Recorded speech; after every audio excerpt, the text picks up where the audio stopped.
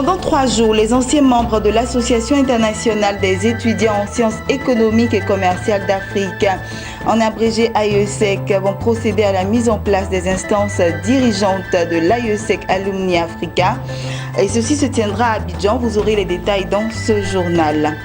Apporter une solution durable à la question de l'insertion des diplômés de l'enseignement supérieur, c'est le but de la conférence internationale des services publics d'emploi qui s'est tenue à Abidjan. Les détails aussi dans ce journal. Et permettre aux professionnels des médias de maîtriser le secteur de la microfinance afin de mieux informer les populations. L'Association professionnelle des systèmes financiers décentralisés de Côte d'Ivoire a organisé un atelier de formation des journalistes. C'était ce mardi, toujours à Abidjan. Bonsoir à tous et bienvenue au journal de Business 24 Africain. On commence tout de suite par cette information. Il s'est tenu ce mercredi à Abidjan une conférence internationale des services publics d'emploi. Une assise organisée par le ministère de la Promotion de la Jeunesse, de l'Emploi des Jeunes et du Service public sur le thème « Rôle d'un service public d'emploi dans la prise en charge des diplômés de l'enseignement supérieur ». Cette rencontre entend permettre aux organismes publics de l'emploi des pays membres de l'Association mondiale des services d'emploi public de dégager des stratégies capables d'apporter des solutions durables à la question de l'insertion des diplômés de l'enseignement supérieur. Lawani Babatunde et Soro Chelina pour le reportage. La question a connu une évolution ces dernières années, mais beaucoup reste encore à faire. Cette conférence internationale des services publics d'emploi a permis d'échanger sur la problématique de l'emploi des jeunes dans le monde. En Afrique, la situation professionnelle des jeunes est loin d'être reluisante, selon les données de l'Organisation internationale du travail. Dans les pays en développement, en 2013, plus d'un tiers des jeunes vivaient avec moins de $2 des États-Unis par jour et 9 sur 10 travaillaient dans l'économie informelle. De la même manière, si globalement on observe une tendance à la diminution de la participation des jeunes au marché du travail du fait de l'augmentation de leur niveau de scolarité, trop de jeunes demeurent encore exclus du système éducatif. Les jeunes des pays à faible revenu sont 3 fois plus susceptibles d'être sous-scolarisés que ceux des pays à revenu moyen supérieur. Ces chiffres sont particulièrement mauvais en Afrique subsaharienne, où près de 2 jeunes sur 3 n'ont pas le niveau d'instruction nécessaire pour travailler productivement. On peut ainsi dire que les jeunes des pays pauvres travaillent trop et trop jeunes et que le système éducatif, tout en excluant bon nombre d'entre eux, n'offre pas à ceux qui accèdent les moyens de déboucher sur des emplois de qualité. Pour apporter une solution durable à cette problématique, les États africains ont mis en place les services publics d'emploi. Dans l'exercice de leurs fonctions, ces structures semblent être confrontées à de nombreux défis impactant leurs résultats. Les conflits armés, les crises économiques et financières mondiales aggravent le chômage et le sous-emploi en Afrique, en dépit d'un taux de croissance durable réalisé au cours de la dernière décennie. Au niveau national, cette conférence a permis de rappeler les efforts du gouvernement de Côte d'Ivoire à endiguer ce problème qu'est le chômage de la jeunesse et le sous-emploi. La réponse du gouvernement face à la problématique de l'emploi des jeunes est encadrée par la politique nationale de l'emploi 2016-2020 et par la politique nationale de la jeunesse 2016-2020 déclinée en 5 stratégies. En l'occurrence, la stratégie nationale de la promotion et de coordination des initiatives en faveur des jeunes, la stratégie nationale d'autonomisation des jeunes, la stratégie nationale de protection des jeunes, la stratégie de service civique national de volontariat et de bénévolat et enfin la stratégie nationale d'insertion et d'emploi des jeunes. Plusieurs actions et réformes novatrices sont initiées par le gouvernement pour offrir de meilleures opportunités aux jeunes diplômés. Au titre de ces réformes, je pourrais citer entre autres la réforme du Code du travail qui prend en compte la question de l'insertion des jeunes et des personnes atteintes de handicap à travers les articles sur le contrat d'apprentissage, le contrat de stage-école, le contrat de stage de qualification, les chantiers écoles, etc. Les réformes fiscales en faveur de l'emploi des jeunes, à travers lesquelles l'État a concédé plusieurs avantages fiscaux aux entreprises qui offrent formellement des postes d'apprentis et des emplois aux jeunes. Le coût de ces mesures pour l'année 2016 est évalué à 4,6 milliards de francs CFA. Une cinquantaine d'experts internationaux, notamment des directeurs généraux issus des services publics d'emploi et plus d'une centaine de représentants des ministères, des partenaires au développement, des universités et grandes écoles, des entreprises publiques et privées et des associations de jeunes prennent part à cette conférence. Ils vont échanger 2 jours durant à travers des panels sur des sous-thèmes liés à la question de l'emploi, puis apporter des réponses durables.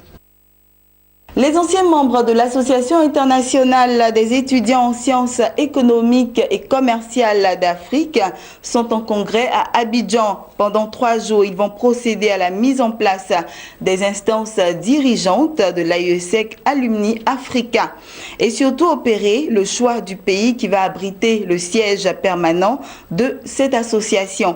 En plus des délégués des 27 pays d'Afrique membres, cette rencontre verra la participation du vice-président de l'AESEC Alumni International ainsi que certains membres venant de l'Europe et des États-Unis. On reste toujours avec Lawani Babatunde.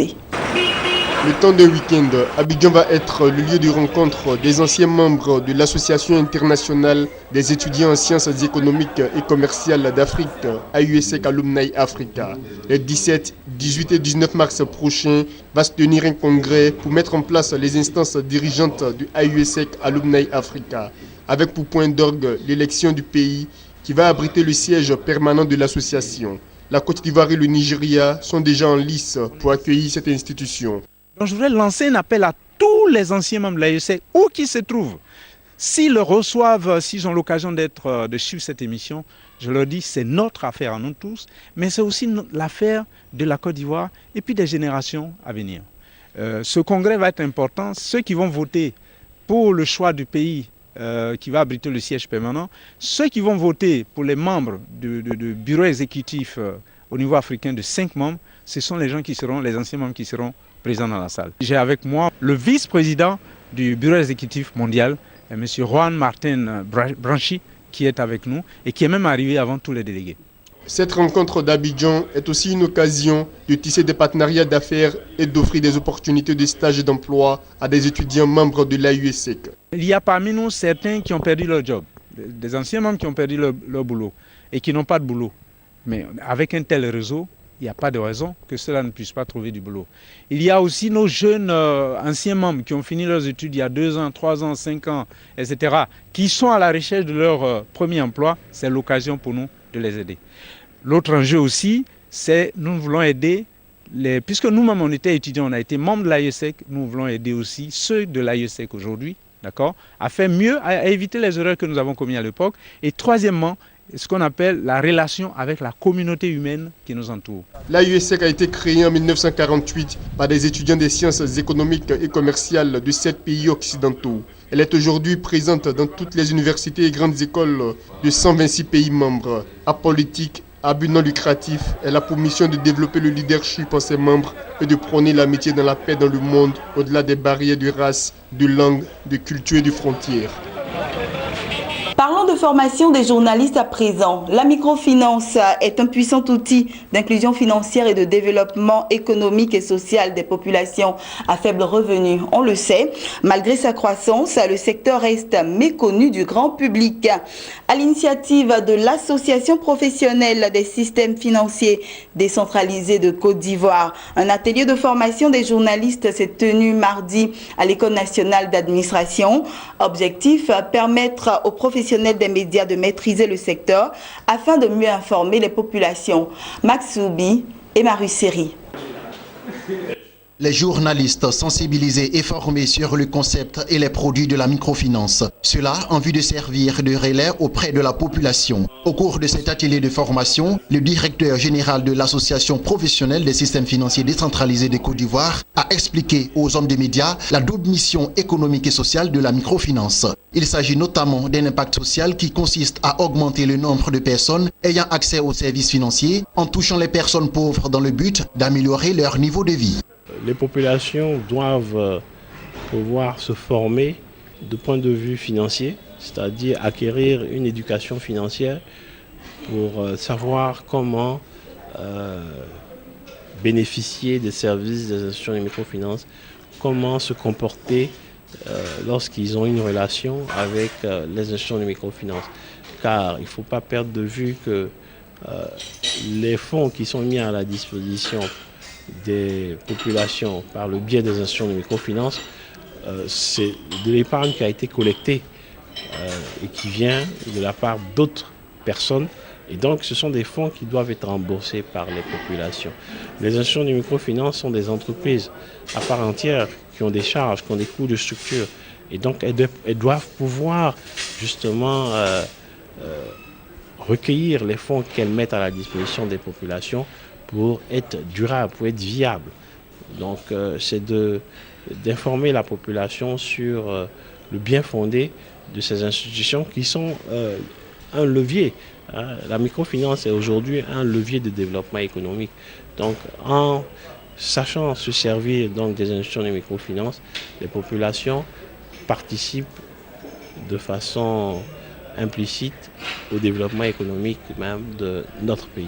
Quant aux journalistes présents à cet atelier, ils se sont félicités de l'initiative de l'association professionnelle des systèmes financiers décentralisés de Côte d'Ivoire. Nous avons, à travers cet atelier, su faire le distinguo entre une microfinance, une structure de microfinance agréée et celles qui ne sont pas agréées. Nous avons aussi permis de faire la différence entre des personnes qui se constituent en mutuelle et qui se font appeler structures de microfinance qui n'ont pas vraiment ce rôle-là qu'ils devaient jouer. Et donc on peut dire qu'on est à mieux d'informer la population sur vers quelle structure s'orienter, qui est agréé, qui n'est pas agréé. Voilà. Merci. C'est une excellente initiative parce que nous sommes plutôt, en tant que journalistes, donc accompagnateurs, on va dire, de la masse. C'est-à-dire que nous venons vers les dirigeants, nous recueillons donc des informations que nous transmettons. Donc ce travail de relais-là nous donne d'être suffisamment ancrés, autrement dit instruits, de ce qui pourrait nous permettre donc d'informer, ou si vous voulez de relayer l'information auprès donc de nos différents auditeurs, ceux qui écoutent, etc. Alors il est bon vraiment que nous en soyons imprégnés au plus haut chef de façon à avoir donc une compréhension relativement intéressante pour pouvoir dire la vérité dans l'expression la plus vraie et la plus crédible possible. Nous avons appris qu'il fallait éduquer la population, ce qu'on appelle l'éducation financière.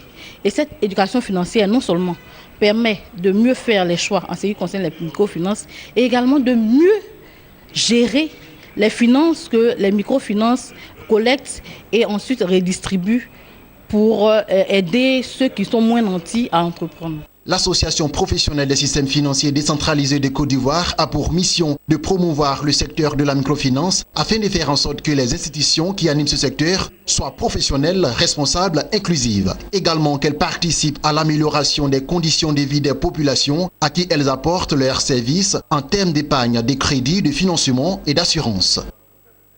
Et voilà, vous le verrez en image, la banque indienne d'import-export Exim Bank of India a accordé à la Tanzanie un prêt de 92,18 millions de dollars. Selon un communiqué de la Banque centrale indienne, le prêt servira à financer la réhabilitation et l'amélioration du système d'approvisionnement en eau à Zanzibar. Et puis on termine avec ceci. Le taux d'inflation annuel du Nigeria a reculé de 17,78% en février. C'est ce qu'a relevé le Bureau des statistiques nigérian NBS, qui précise que c'est la première fois en 15 mois que cela arrive. D'après NBS, cette performance est attribuée à un ralentissement de la montée des niveaux globaux des prix du pétrole. En effet, l'institution a affirmé que les principaux secteurs responsables de ce ralentissement sont ceux de l'habitat, de l'eau, de l'électricité, du gaz et des produits pétroliers raffinés, de l'éducation, de la nourriture et des boissons alcoolisées, les services de transport et aussi l'habillement. Voilà, c'est ici que nous refermons ce journal. Je vous souhaite une bonne suite de programme sur Business 24 Africa et je vous donne rendez-vous demain, jeudi, 21h, pour un nouveau journal.